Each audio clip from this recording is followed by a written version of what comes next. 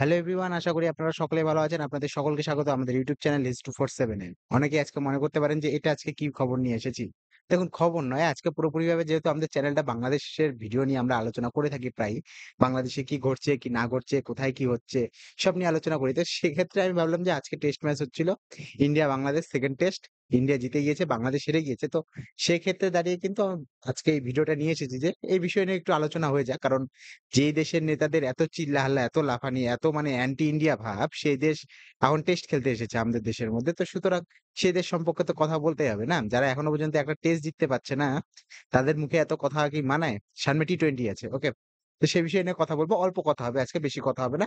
তার আগে আমি বলে দিই যে কি অবস্থা খেলার। দেখুন, টসে জিতেছিল পুরোপুরিভাবে বাংলাদেশ জিতেছিল না ইন্ডিয়া আমি জানি না। কিন্তু আমার যতটা সম্ভব বাংলাদেশ নাকি ইন্ডিয়া যে জিতুক, বাংলাদেশ ফার্স্ট ইনিংসে ব্যাটিং করতে নামে। ওকে? ফার্স্ট ইনিংসে ব্যাটিং করতে নামে ৭৪ ওভার ২ বল পর্যন্ত তারা খেলতে পারে। ওকে?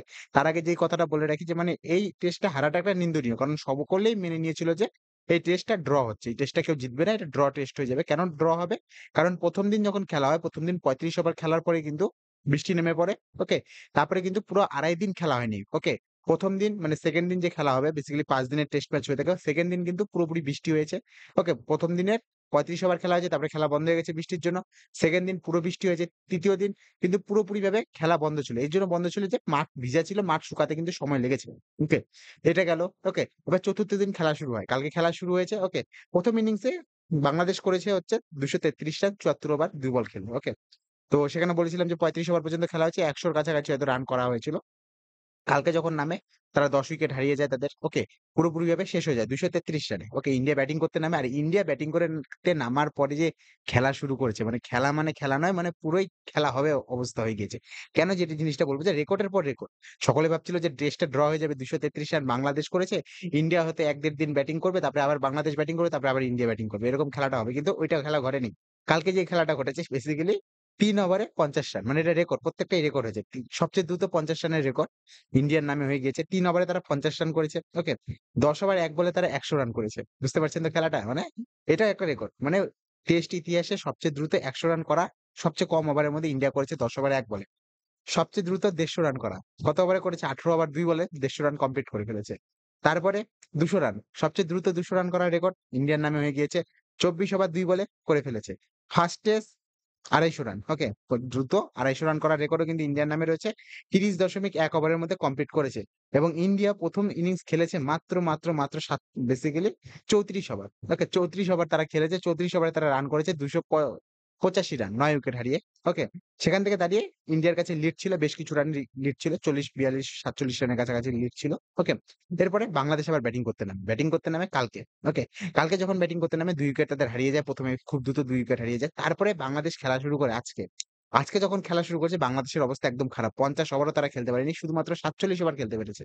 এবং ৪৭ ওভার খেলে তারা রান করেছে ১৪৬ রান। ১৪৬ রানে অল আউট হয়ে গিয়েছে। ওকে? তো ইন্ডিয়ার কাছে মানে টার্গেট ছিল ইন্ডিয়ার হচ্ছে ৯৫ রান। ৯৫ রান করলে ইন্ডিয়া জিতে যেত। এবং ইন্ডিয়া সেই রানটা কমপ্লিট করেছে শুধুমাত্র ১৭ ওভার ২ বলে।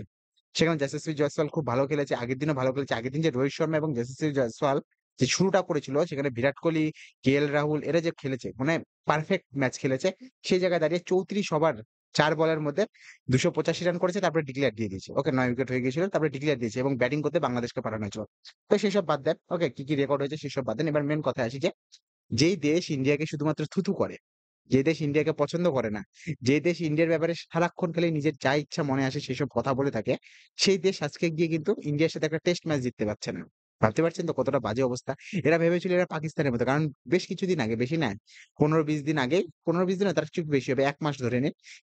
এরা হচ্ছে এই বাংলাদেশিগুলো গিয়েছিল নিজের বাবার বাড়িতে। ওকে? বাপের বাড়ি গিয়েছিল, সেটা হচ্ছে পাকিস্তানে। পাকিস্তানে গিয়ে তারা টেস্ট জিতেছে পাকিস্তানের সাথে। পাকিস্তান ভিখারি দল একটা, ওর সাথে কথা বলে লাভ নেই।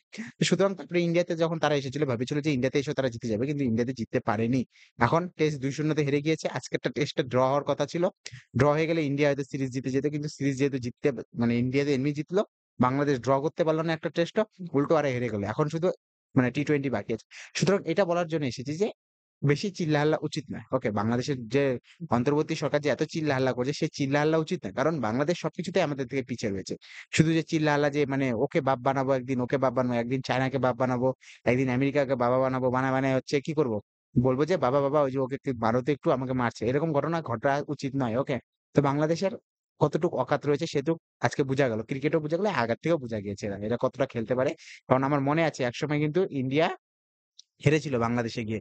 সেই সময় দেখা গিয়েছিল মানে মহেন্দ্র সিং ধোনির মুন্ডুটাকে মানে এমনভাবে একটা পোস্টার নির্মাণ করা হয়েছিল তাসকিন আহমেদের হাতে, হচ্ছে তাসকিন আহমেদ নাকি মুস্তাফিজুর রহমানের হাতে হচ্ছে মহেন্দ্র সিং এর মুন্ডুটা রয়েছে। এরকম ভাবে একটা পোস্টার ডিজাইন করে লাগানো হয়েছিল রাস্তাতে। ওই সময় মানে খুব মানে খারাপ অবস্থা হয়েছিল। আপনার তারও যদি আগে চলে যান বীরেন্দ্র সেহবাগের আমলে দেখা গেছে ২০০৭ সাল না তারপরে, ওকে ৭ সালেই হয়তো হচ্ছে ৭ কিংবা ৬ সালে যখন ওয়ার্ল্ড কাপ হচ্ছিল সেই সময় বাংলাদেশ ইন্ডিয়াকে হারিয়েছিল ওয়ার্ল্ড কাপে। ওকে? মানে নরমাল ম্যাচে এবং বাংলাদেশের থেকে হেরে কিন্তু আমরা বেরিয়ে গেছিলাম। সেই সময় সেহবাগ কিন্তু পুরোপুরিভাবে বলেছিল যে, "এবার আমরা কি করব? এবার আমাদের বদলা নিব।" তো ২০১১ সালে যখন বাংলাদেশ ইন্ডিয়াতে খেলতে আসে, ওকে? যখন ওয়ার্ল্ড কাপ হচ্ছিল ২০১১ তে যেই ওয়ার্ল্ড কাপ আমরা জিতেছিলাম, সেই ওয়ার্ল্ড কাপে বাংলাদেশ কিন্তু ধুয়ে দিয়েছিল। তো ভবিষ্যতে কি হবে না হবে সেই বিষয়টা আমরা আলোচনা করব। টি-টোয়েন্টি ম্যাচ আছে, টি-টোয়েন্টির মধ্যে দেখব। কিন্তু বাংলাদেশ নিয়ে তো আমরা ছাড়ব না বাংলাদেশকে। কারণ বাংলাদেশ আমাদেরকে কথা শুনিয়েছে ভালোই। ওকে? যে গরিব মানুষ যে এতটা কথা শোনাতে পারে মানে ক্যান্সারের মতো অবস্থা করে দিয়ে হয়ে গিয়েছিল বাংলাদেশে। সেই ক্যান্সার যে আমাদের মানে কতটা ক্ষতিকারক হতে পারত সেই জিনিস নিয়ে আরো আলোচনা করব। এরপরে বাংলাদেশে আরো কয়েকটা নিউজ আছে যে নিউজ গুলো নিয়ে এখনো মানে কাজ চলছে সেই নিউজ গুলোতে। তো দেখা হবে আপনাদের সাথে অন্য একটা ভিডিওতে। আপনারা সুস্থ থাকবেন, সবল থাকবেন, ভালো থাকবেন। আমাদের চ্যানেলকে লাইক, কমেন্ট, সাবস্ক্রাইব যা ইচ্ছা তাই করতে পারেন, গালাগালিও করতে পারেন, কোনো আসে যায় না। দেখা হবে অন্য একটা ভিডিওতে। Have a good day. Bye bye.